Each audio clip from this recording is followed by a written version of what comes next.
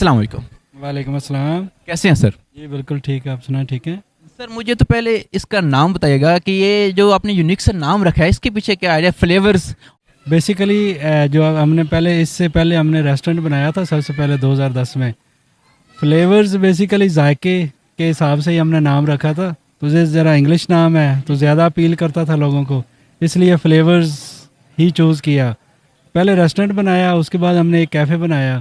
तो कमालिया में बेसिकली ये छोटा सिटी है, इसमें गुंजाइश थी शनवारी की और ओपन एयर की, प्लस ये बच्चों के लिए प्ले लैंड की ज़रूरत थी। तो उसको मद्देनज़र रखते हुए हमने ये डिसीजन लिया कि इधर ही एक शनवारी और ओपन एयर जो है ये बनाया जाए कमालिया में। छोटे पैक में बड़ा धमाका।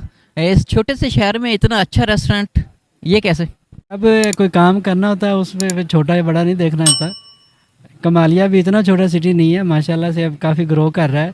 पोल्ट्री इंडस्ट्री हमारी कमालिया की पाकिस्तान में बड़ी फेमस है, खद्दर बड़ा फेमस है।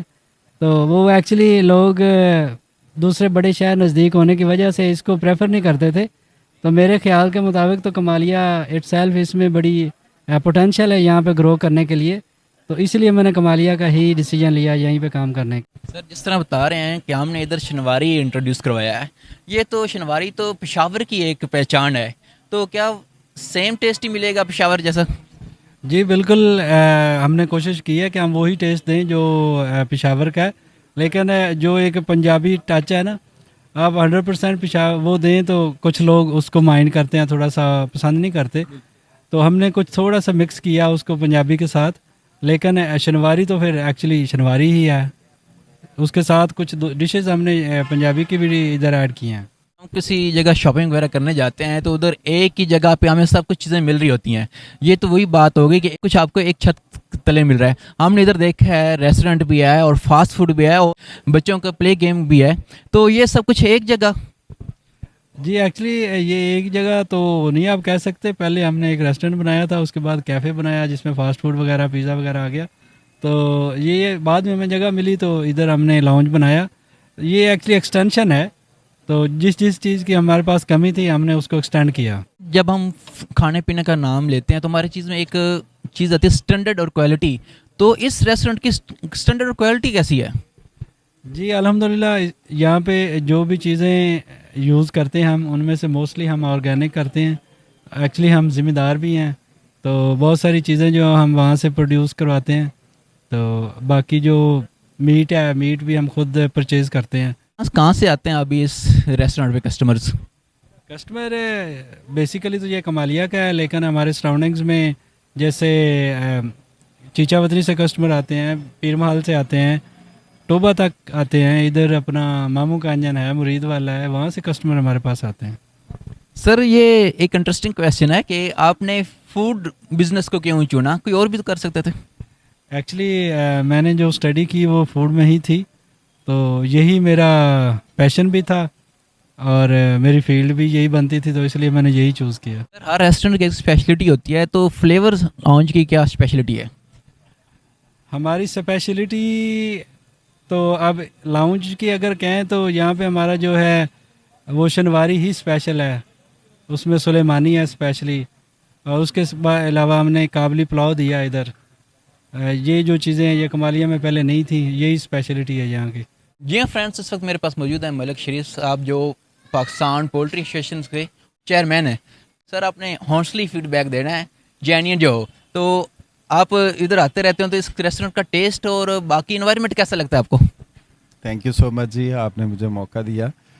तो ये कमालिया में मेरा ख्याल है कि पहला जो इस तरह का रेस्टोरेंट है, इनके 3 जो हैं, पहला रेस्टोरेंट है, फिर इनका जो है वो फ्लेवर कैफ़े, और अब इन्होंने फ्लेवर लाउंज जो है एक नया ट्रेंड दिया है कि लाउंज का जो है वो कॉन्सेप्ट नहीं था यहाँ पे।